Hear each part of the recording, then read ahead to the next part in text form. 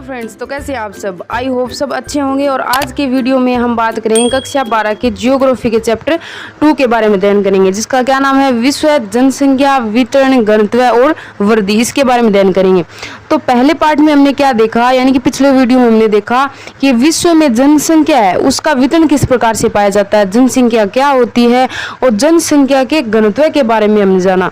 और घनत्व है इसको हमने उदाहरण के साथ देखा, और उसका जो फॉर्मूला है वो हमने क्या देखा कि घनत्व अगर निकालना हो तो जनसंख्या बटा में क्या आएगा, क्षेत्रफल आएगा, और उससे हमारा घनत्व निकल जाता है। उसके बाद देखा कि जनसंख्या जो वितरण है उसको प्रभावित करने वाले कारकों के बारे में जाना। तो मुख्य रूप से कौन कौन से कारक होते हैं, 3 कारकों के बारे में जाना कि भौगोलिक कारक पहला कौन सा होता है, भौगोलिक कारक, दूसरा देखा हमने आर्थिक कारक, और तीसरा कौन सा है, सामाजिक और सांस्कृतिक कारक। इसके बारे में हमने अध्ययन किया।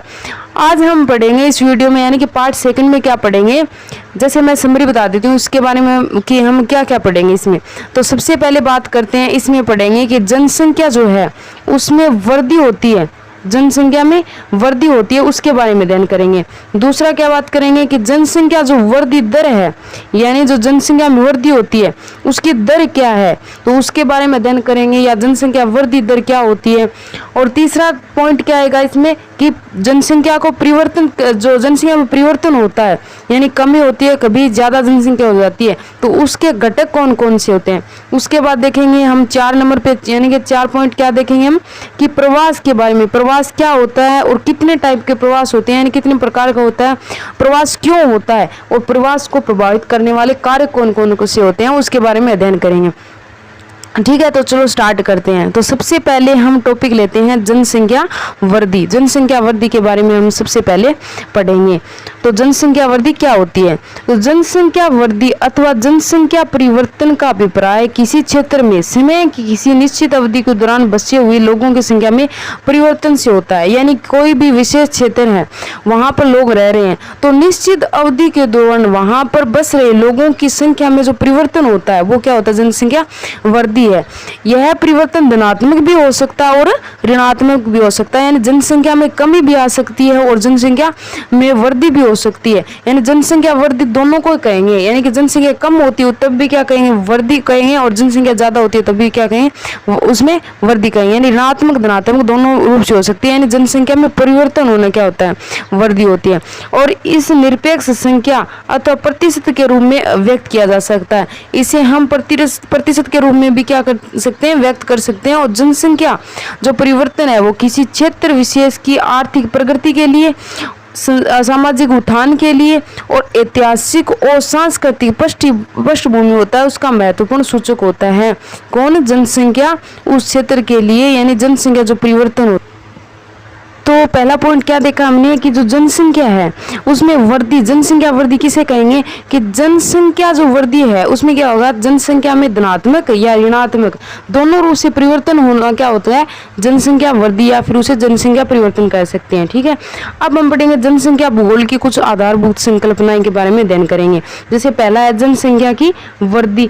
जनसंख्या की वृद्धि क्या होता है कि समय के जो 2 अंतराल है, यानी कि जो सन है, जैसे 2001 से लेकर 11 है वो सन है, इसके मध्य क्या हुआ, किसी भी क्षेत्र विशेष में रहने वाली जनसंख्या उसमें परिवर्तन हुआ तो वो क्या होगा, जनसंख्या वृद्धि होगी। जैसे उदाहरण के लिए देखें तो भारत है, अपने भारत देश में देखें तो 2001 की जनगणना देखते हैं तो उसमें जनसंख्या कितनी थी, 102.70 करोड़ थी। और 2011 की जनगणना में जनसंख्या देखें तो कितनी होती है, 121.02 करोड़ होती है। तो इसमें जो अंतर पाया गया वो क्या होगा, जनसंख्या वृद्धि। और इसमें अंतर कितना आता है, 18.15 करोड़, जो हमें वास्तविक जो वृद्धि है उसको बताता है। उसके बाद देखें जनसंख्या वृद्धि दर क्या होती है, तो यह जनसंख्या में परिवर्तन है जो प्रतिशत में व्यक्त किया जाता है, यानी कि जनसंख्या में वृद्धि है उसको परसेंट यानी प्रतिशत में व्यक्त करना क्या होगा, जनसंख्या वृद्धि दर। तीसरा देखें कि जनसंख्या की प्राकृतिक वृद्धि किस प्रकार से होती है, तो किसी क्षेत्र विशेष में समय के 2 समय के अंतरालों के बीच जन्म और मृत्यु के अंतर से बढ़ने वाली जनसंख्या का उस क्षेत्र की प्राकृतिक वृद्धि कहा जाता है। यानी जन्म और मृत्यु क्या होती है, प्राकृतिक होते हैं। तो प्राकृतिक रूप से जन्म है और मृत्यु, इसमें जो अंतर पाया जाएगा जनसंख्या में उसे क्या कहेंगे, जनसंख्या की प्राकृतिक वृद्धि कहेंगे। ठीक है, तो ये किस में होती है, यानी प्राकृतिक वृद्धि होगी, जन्म जो होता है और एक तरफ देखें कि किन लोगों की मृत्यु हुई है और कितने के जन्म हुए हैं, तो इनके जो अंतर पाया जाएगा वो क्या होगा, जनसंख्या की प्राकृतिक वृद्धि होगी। उसके बाद देखें तो जनसंख्या की वास्तविक वृद्धि क्या होती है, यानी वास्तविक रूप से जनसंख्या में वृद्धि देखें तो क्या होगा कि यह वृद्धि तब होती है जब वास्तविक वृद्धि के बराबर क्या होगा, जन्म है उसमें से क्या है, जितने लोगों की मृत्यु हुई है वो कम करेंगे, उसके बाद आप्रवास में से उत्प्रवास वाली संख्या है उसको कम कर देंगे, तो वो क्या आ जाएगी, जनसंख्या की वास्तविक वृद्धि। और जनसंख्या की धनात्मक वृद्धि क्या होती है, यह तब होती है जब दो समय अंतरालों के बीच जन्म दर और मृत्यु दर से अधिक हो, यानी कि जन्म दर यानी जन्म लेने वाले अधिक हो, किससे, मृत्यु होने वाले से क्या हो, जन्म दर अधिक हो, तथा या फिर अन्य देशों से लोग स्थायी रूप से उस देश में आकर रहने लगते हैं, तो वो क्या होगी, धनात्मक वृद्धि। जनसंख्या में वृद्धि होना यानी कि या तो बच्चे जन्म अधिक ले, मृत्यु होती है उससे ज्यादा बच्चे जन्म अधिक ले, या फिर कुछ लोग वहां पर आकर रहने लगे यानी स्थायी रूप से रहने लगे, तो वो क्या होगी, जनसंख्या की धनात्मक वृद्धि होगी। उसके बाद देखें जनसंख्या की ऋणात्मक वृद्धि, तो दो समय के अंतराल के बीच जनसंख्या कम हो जाती है, यानी कि जैसे 2001 से 11 या फिर 11 से 21 जनगणना होती है, 2011 से 21 तक देखें बीच में दो समय अंतरालों के बीच जनसंख्या है उसमें कितनी कमी आई, तो वो क्या होगी, जनसंख्या की ऋणात्मक वृद्धि कही जाएगी। ठीक है, अब हम पढ़ेंगे कि जनसंख्या जो परिवर्तन होता है, यानी जनसंख्या परिवर्तन के बारे में हमने पढ़ लिया। अब पढ़ेंगे कि जनसंख्या परिवर्तन होते हैं इसके कौन कौन से घटक होते हैं, तो ये घटक के बारे में जानेंगे। तो इसमें आता है पहला जन्म, दूसरा मृत्यु और तीसरा प्रवास। तो पहले पढ़ेंगे जन्म दर के बारे में, उसके बाद मृत्यु दर और तीसरा लास्ट में क्या होगा, प्रवास के बारे में। तो अशोधित जन्म दर को प्रति 1000 स्त्रियों के द्वारा जन्म दिए जीवित बच्चों के रूप में व्यक्त किया जाता है। इसकी गणना कैसे करेंगे कि अशोधित जन्म दर निकालेंगे, तो उसमें क्या करेंगे, किसी वर्ष विशेष में जितने बच्चों का जन्म हुआ है वो, और उसके बटा में क्या लिखेंगे, किसी उसी क्षेत्र विशेष में वर्ष के मध्य में जनसंख्या कितनी हुई वो बट्टा में लिखेंगे, और मल्टीपल किसे करेंगे, 1000 से, तो वो क्या आ जाएगी, अशोधित जन्म दर आ जाएगी। और मृत्यु दर जनसंख्या परिवर्तन में सबसे सक्रिय भूमिका निभाती है। कौन, मृत्यु दर। जनसंख्या जो वृद्धि होती है वो केवल बढ़ती हुई जन्म दर से नहीं होती है, यानी जनसंख्या में वृद्धि देखें तो किस प्रकार से होगी, केवल जनसंख्या बढ़ रही है यानी जन्म दर है वो कम हो रही है, तो वो सिर्फ इसी वजह से नहीं होगी, बल्कि घटती हुई मृत्यु दर से भी होती है, यानी लोग कम है वो मरते हैं तो भी क्या होगी, जनसंख्या बढ़ेगी, और जन्म ज्यादा लेंगे बच्चे तब भी क्या होगी, जनसंख्या में वृद्धि होती है, यानी दोनों तरफ से वृद्धि होगी। और अशोधित मृत्यु दर किसी क्षेत्र में मृत्यु दर को मापने की एक सरल विधि होती है।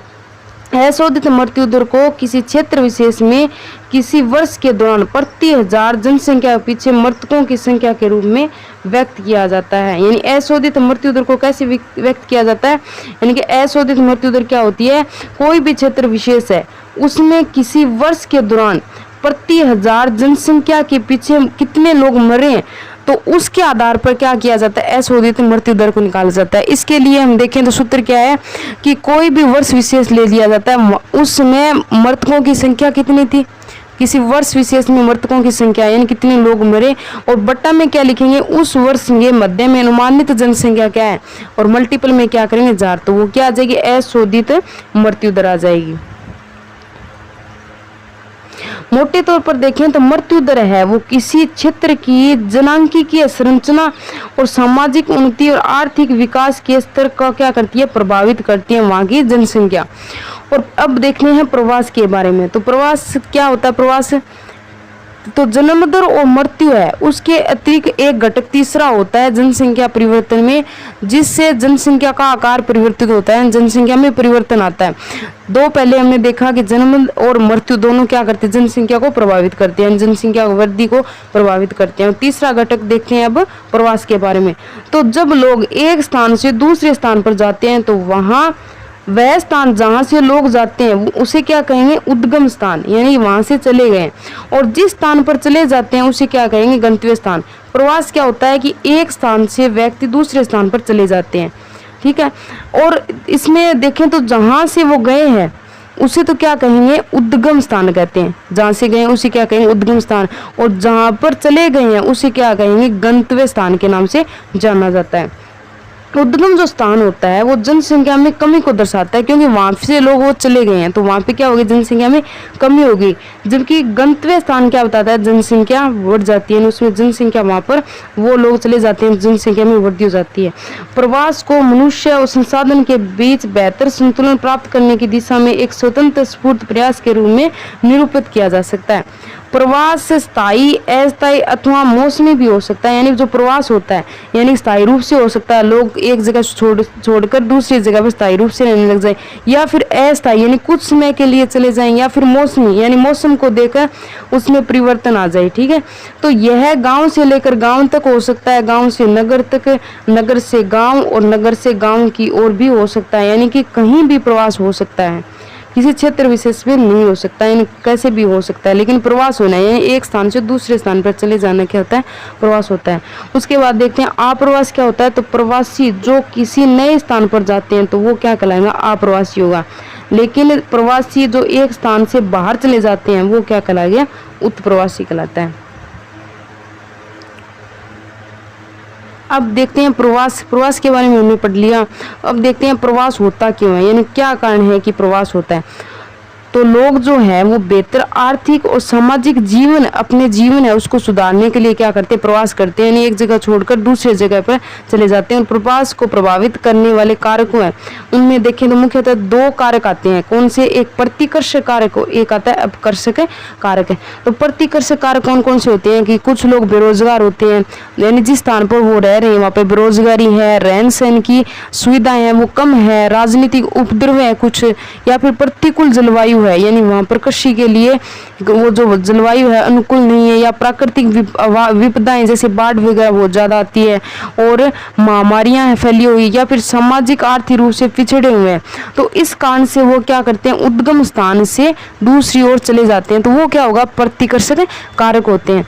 और दूसरी तरफ होते हैं अपकर्षक कारक। अपकर्षक कारक कौन से होते हैं कि काम के बेहतर अवसर मिले और रहन सहन की अच्छी दशाएं हो, यानी कि एक स्थान से दूसरे स्थान पर जाते हैं जहां पर उन्हें काम के बेहतर अवसर मिलते हैं, रहन सहन की अच्छी सुविधाएं होती है, शांति और स्थायित्व होता है, जीवन और संपत्ति की सुरक्षा होती है, यानी जिस स्थान पर ये जो सब सुविधा होती है, जलवायु अनुकूल मिलती है, कृषि करने योग्य मिट्टी होती है, वहाँ पर सिंचाई योग्य क्या होती है, सब तरह की व्यवस्था होती है, यातायात के साधन होते हैं।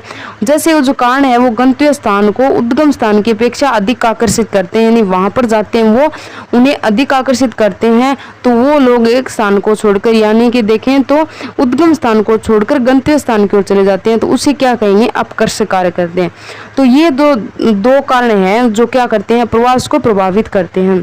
तो हमने प्रवास तक पढ़ा, और आगे अगले वीडियो में क्या पढ़ेंगे कि जनसंख्या की वृद्धि है, उसको वृद्धि की प्रवृत्तियां कौन कौन सी होती है, इसके बारे में हम अगले वीडियो में अध्ययन करेंगे। तो चैनल को आपने अब तक सब्सक्राइब नहीं किया तो प्लीज़ लाइक एंड सब्सक्राइब कर दें, ताकि आने वाले अगले वीडियो है उसकी अपडेट और नोटिफिकेशन मिल सके। और अगर आप टेलीग्राम ज्वाइन करना चाहते हैं तो नीचे डिस्क्रिप्शन बॉक्स में आपको लिंक मिल जाएगा। धन्यवाद।